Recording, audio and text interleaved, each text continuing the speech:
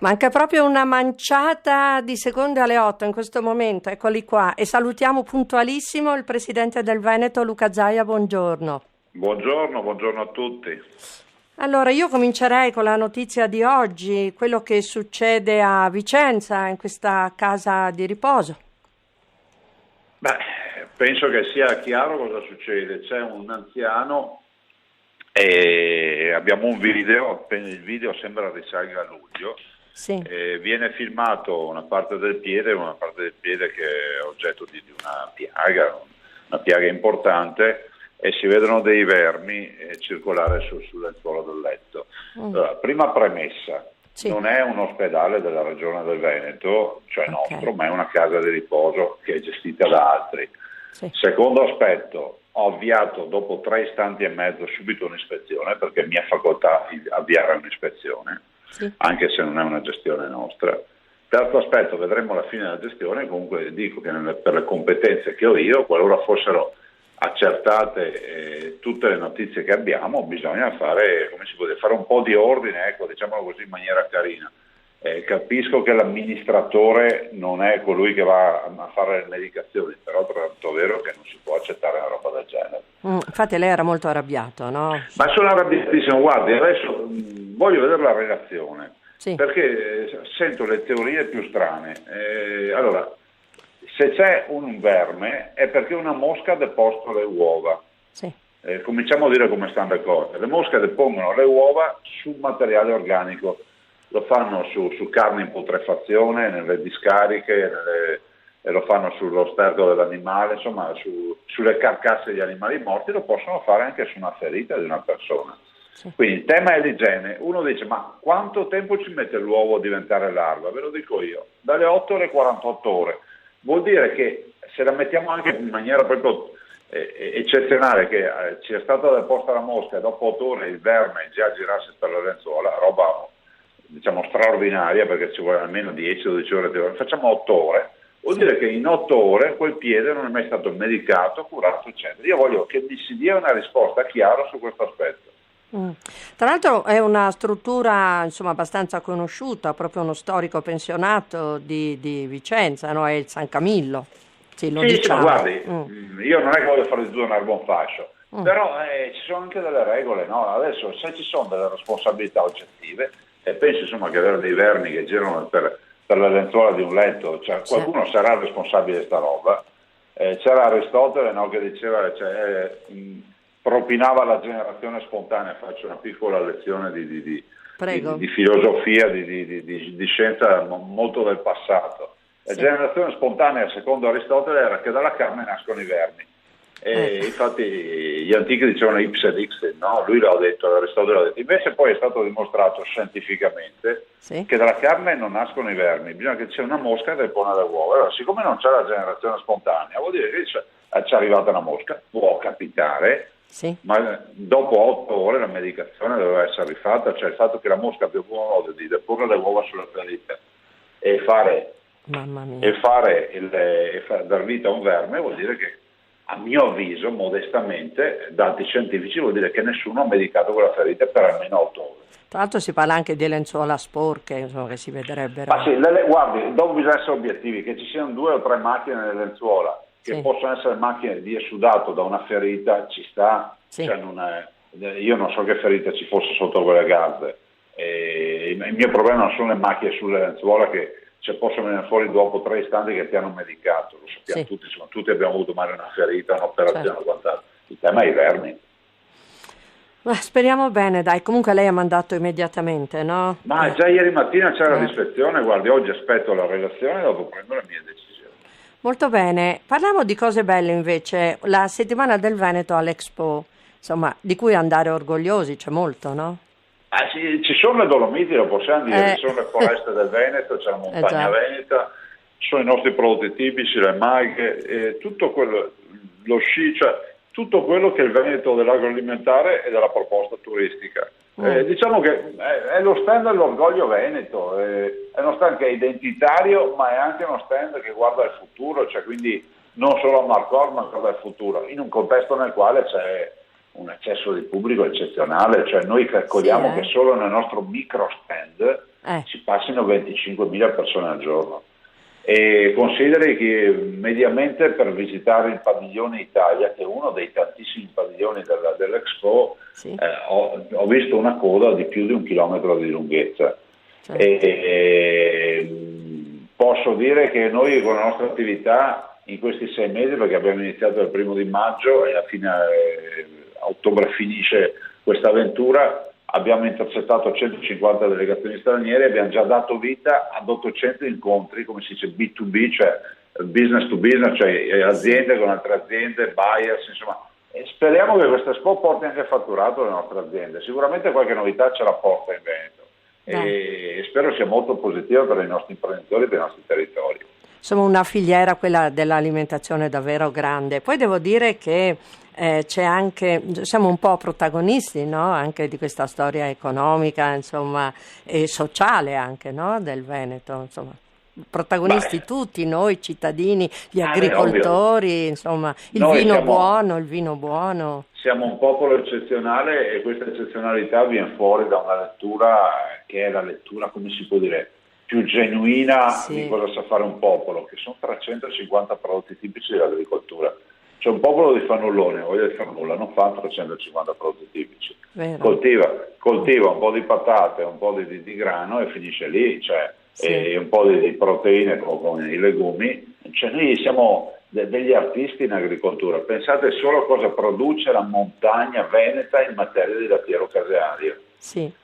Cioè questa dà una dimensione, la maiga, le produzioni agricole, tutto il tema dei salumi, questa ad esempio è tutto montagna veneta, è eccezionale. Roba buona, come si dice. Allora, parliamo anche di bilancio. La manovra da 97 milioni, dice ogni euro sarà speso per i cittadini, però si parla sempre di tagli, no? Tanti tagli. Tagli. Tutti quelli che si stracciano le vesti perché Zaia fa la manovra, a parte il fatto che io le manovre le avevo annunciate in campagna elettorale in maniera molto evidente, ma non sono manovre di taglio, sono manovre di aggiustamento dei conti perché il governo da inizio giugno, quando abbiamo vinto le elezioni, ad oggi ha già tagliato 330 milioni al Veneto. Sì. Vi do solo 2 cifre: 230 milioni tagliati alla sanità. Sì.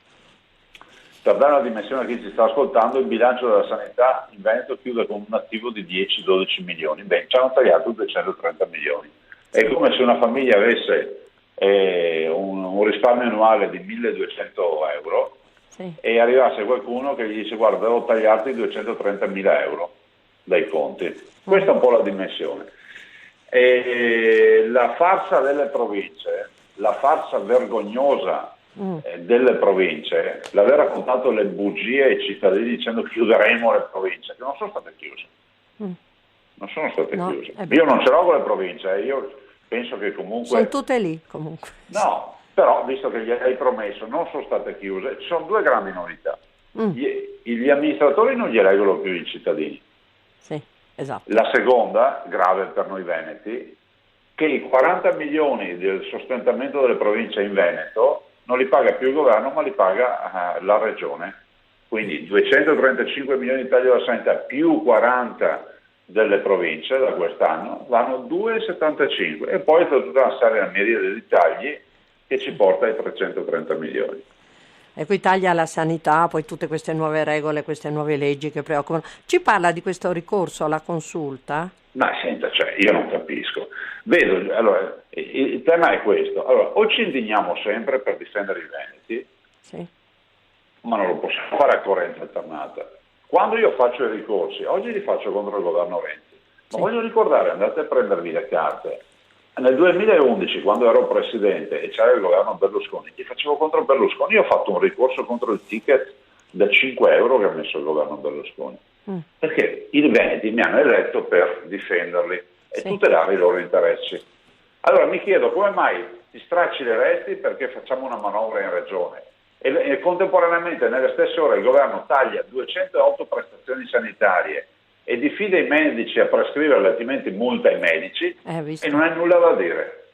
E allora non sei una persona per bene.